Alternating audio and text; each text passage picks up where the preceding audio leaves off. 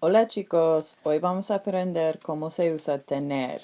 We're going to learn 2 ways to use tener. Remember to pause the video anytime you need to slow down, and remember that the notes you take will be the evidence that you did your. Start with your note-taking organizer. You can use a paper copy that you got in class or download it from Schoology by finding your course. Then select Lección Preliminar and then Note-Taking Organizer. You can open it in Note Anytime or any other note-taking app. So, let's start off with el tiempo verbal, the tense. Hoy estamos hablando de el presente de tener, the present tense of tener. ¿Para qué lo usamos? What do we use it for? Para describir, to describe things that we have, possessions. ¿Cómo lo formamos? How do we form it? Yo tengo, tú tienes, él tiene, ella tiene, usted tiene.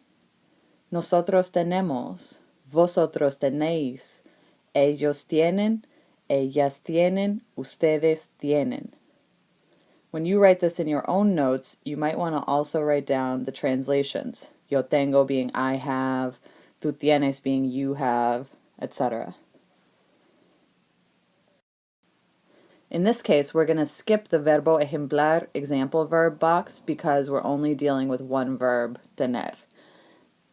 Hagamos algunos ejemplos. So in the box that says frases ejemplares, or example sentences, copy down these examples. Pablo tiene la clase de español a las 8. María y yo tenemos 2 libros.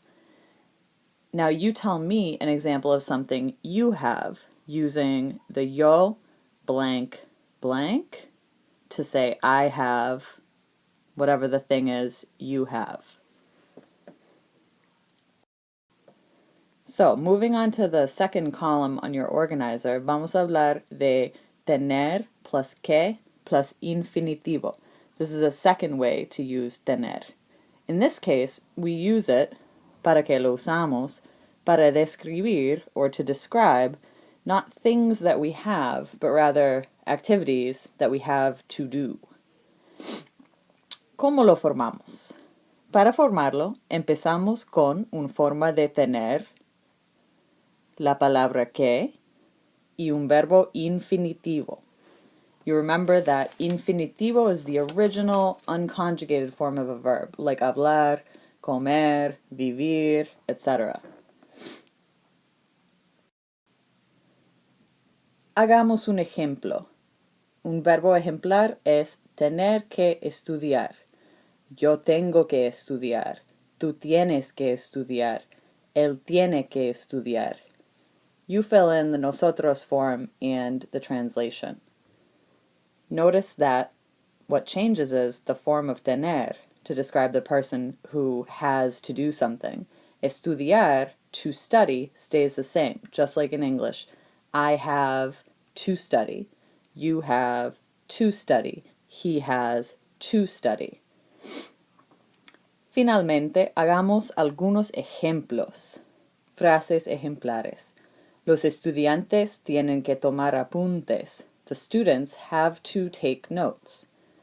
Now you tell me something you have to do after school. Después de la escuela, yo blank, blank, blank. Remember, there are 3 words missing here. A form of tener, the yo form in this case, the word que, and then un infinitivo. Fill in those last 2 example sentences, and you will have completed your homework. Be sure to take note of any questions you have so we can talk about them in class tomorrow. Ciao, chicos!